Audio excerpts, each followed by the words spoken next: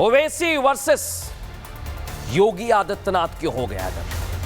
ये आप देख रहे हैं ना, सत्यव्रत चौकी, ये ठीक जामा मस्जिद आपको दिख रही है, इसके सामने ऐसी चौकी बनने वाली जो योगी आदित्यनाथ बना रहे हैं। लेकिन इसे लेकर असद उद्दीन ओवैसी सवाल खड़े कर रहे हैं और ये जंग अब आगे चल गई है, आगे बढ़ गई है। दर्शक, आज पूरी एक्सट्रा रिपोर्ट आपके सामने में रखने वाला हूं। और बड़ी बात क्या दर्शक, संभल लगातार खबरों का हिस्सा बना हुआ है और हम आप तक हर जानकारी पहुंचा रहे हैं। शुरू कहां से हुआ है सब? उस दिन जब शाही जामा मस्जिद में सर्वे के लिए एएसआई की टीम पहुंची हुई थी और कुछ उपद्रवियों ने संभल को सुलगा दिया दर्शकों। लेकिन संभल में जहां से यह जंग शुरू हुई, अब वो धीरे धीरे बहुत पीछे छूटता हुआ दिखाई दे रहा है। अब संभल का इस्तेमाल कुछ नेता अपनी सियासत करने में कर रहे हैं और अब संभल पर योगी आदित्यनाथ वर्सेस हो गया है असद उद्दीन ओवैसी। ऑर्डर तो कोर्ट का आया था दर्शकों, तब भी हमारे भाईजान भड़का रहे थे, उससे दिक्कत हो रही थी। आज जब भड़काऊ भाईजान फिर से वैसी ही बातें करने लगे हैं, वैसी ही जुबान बोल रहे हैं और अब की बार ये सर मस्जिद के सामने बनाई जा रही ये जो भूमि पूजन आप देख रहे हैं चौकी का है। इस चौकी का नाम होगा सत्यव्रत। पुलिस चौकी जैसे ही बनने का आदेश आया, ओवैसी बरगलाने लगे, घबरा गए और अलग अलग तरह की बातें करने लगे। लेकिन मैं दर्शकों आज आपको बताने वाला हूं कि पुलिस चौकी को लेकर कैसे अलग अलग तरह से जो बातें सामने आ रही हैं, उससे लेकर असद उद्दीन ओवैसी परेशान हो गए। संभल की जामा मस्जिद के ठीक सामने ऐसी पुलिस चौकी दिखाई देगी दर्शकों। टीपी मूव कीजिए। संभल की जामा मस्जिद, जहां सरकार के पास किसी और चीज के लिए पैसे नहीं है, यह कह रहे हैं असद उद्दीन ओवैसी, बस पुलिस चौकी और शराब खाने के लिए पैसे दिए जाते हैं। मुस्लिम इलाकों में सबसे कम सरकारी सुविधाएं दी जाती हैं, यह आरोप लगा रहे हैं असद उद्दीन ओवैसी दर्शकों। लेकिन आप सोचिए दर्शकों कि जैसे ही आरोप लगाए उसके बाद सवाल भी खड़े हो रहे हैं। रिपोर्ट आपको दिखाता हूं।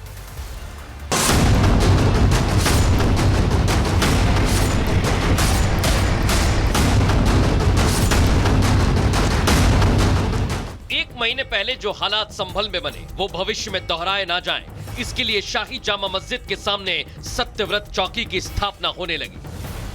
लेकिन मस्जिद से महज 20 फीट की दूरी पर पुलिस चौकी का बनना भड़काऊ भाईजान को पसंद नहीं आया। कल खुदाई शुरू हुई तो एआईएमआईएम चीफ असद उद्दीन ओवैसी खुद को रोक नहीं पाए और खुदाई के चंद घंटों बाद ही इस पर सियासत शुरू कर दी।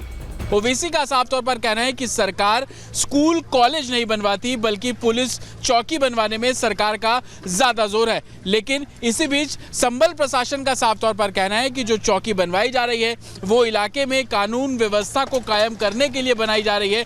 योगी आदित्यनाथ सरकार आने के बाद उत्तर प्रदेश में अपराध के मामलों में कमी आई है और उसकी एक वजह यही है कि वो अपने प्रदेश की कानून व्यवस्था को सुदृढ़ रखना जानते हैं। लेकिन भाईजान यहां भी मुस्लिम समुदाय को भड़काने की राजनीति कर रहे हैं। सत्यव्रत पुलिस चौकी बनने से पूरे इलाकों की कानून व्यवस्था सुधरेगी।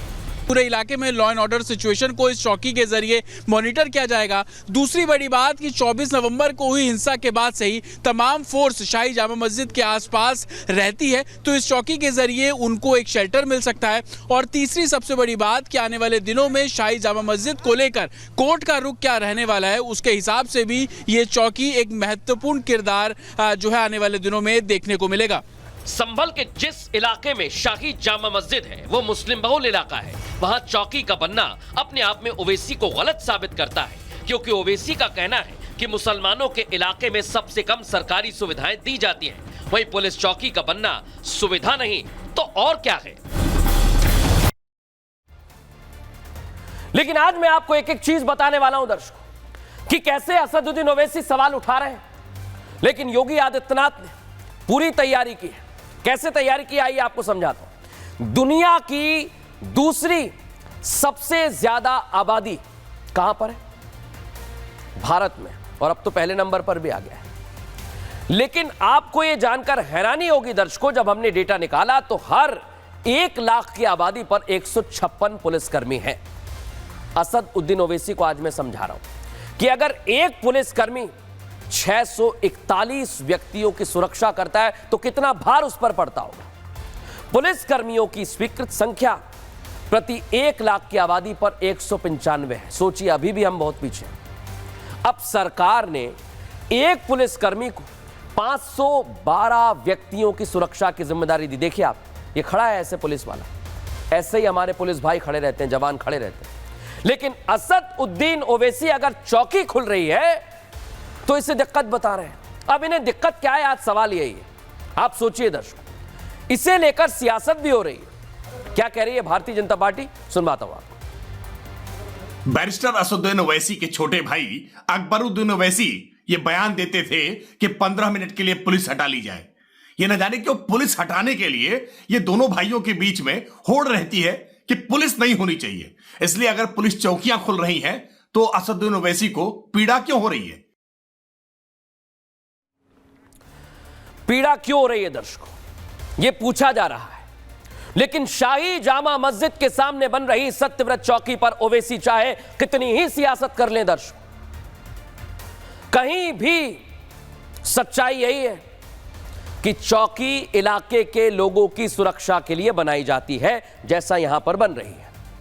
अब उसी तरह यहां पर भी चौकी बन रही है कि कानून व्यवस्था पहले से अच्छी हो जाए। लेकिन असदुद्दीन ओवैसी को इसमें भी दिक्कत है, क्योंकि इस इलाके में अक्सर तनाव का माहौल रहता है, इसलिए तो चौकी बन रही है।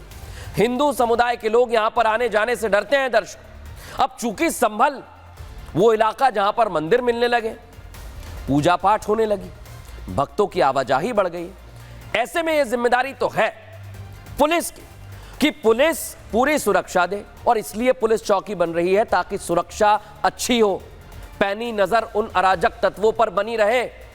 लेकिन असदुद्दीन ओवैसी भड़का रहे हैं, इसलिए भड़काऊ भाईजान मुस्लिम इलाकों में सरकारी सुविधाओं को इससे जोड़ने लगे। लेकिन असल में सच क्या है, आज मैं आपको बताने वाला हूं। क्योंकि असदुद्दीन ओवैसी ने पूछा कि भाई स्कूल अस्पताल क्यों नहीं बन रहे, तो आज मैं बताता हूं कि स्कूल चौकी अस्पताल का सच क्या है। पहले स्कूल, योगी सरकार में सरकारी स्कूलों का सच क्या है, आज आपको बता रहा हूं। 7 साल में उत्तर प्रदेश में शिक्षा का स्तर सुधारने के लिए कई सारे प्रयास किए। हमने डेटा खंगाला तो 2024 में प्राथमिक शिक्षा के लिए 72,000 करोड़ रुपए दिए गए हैं। सरकारी स्कूलों में 40 लाख से ज्यादा नए बच्चों ने प्रवेश भी लिया है। इतना ही नहीं, कंपोजिट मॉडल स्कूलों की स्थापना भी होने जा रही है और 8,000 न्याय पंचायतों में मॉडल कंपोजिट स्कूल बन रहे हैं। यह शायद असदुद्दीन ओवैसी को नहीं दिख रहा होगा। इन स्कूलों में अत्याधुनिक सुविधाएं हैं ताकि अच्छे बच्चों को पढ़ाई कराई जा सके। इन स्कूलों में प्री प्राइमरी से इंटरमीडिएट तक की शिक्षा दी जाएगी दर्शकों, और कंप्यूटर लैब और स्मार्ट क्लास की सुविधा भी रहेगी। लेकिन सिर्फ इतना ही नहीं दर्शकों, प्राइवेट स्कूलों की तरह स्मार्ट क्लास लगने वाली है। आपको यह भी बता दूं कि इतनी ही बात अस्पतालों को भी लेकर पूछी गई। लेकिन अब मैं आपको बताता हूं कि अस्पतालों का हाल क्या है, कैसा ये अस्पतालों का हाल है।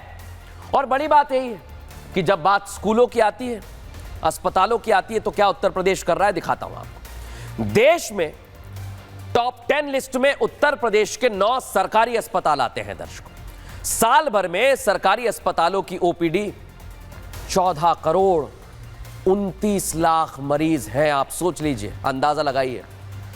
57 लाख 15,000 रोगियों को भर्ती कर इलाज किया जाता है उत्तर प्रदेश में। 13 करोड़ 89 लाख लोगों को मुफ्त में पैथोलॉजी की जांच की सुविधा मिलती है, जो आप जांच कराते हैं। रोजाना लगभग 1,75,000 मरीज सरकारी अस्पताल में रह रहे हैं और स्वास्थ्य महानिदेशालय में कंट्रोल रूम बनाकर सीसीटीवी से निगरानी की जा रही है। लेकिन असदुद्दीन ओवैसी अस्पताल और स्कूलों को लेकर सवाल पूछ रहे हैं। आंकड़े मैंने आपको बता दिए।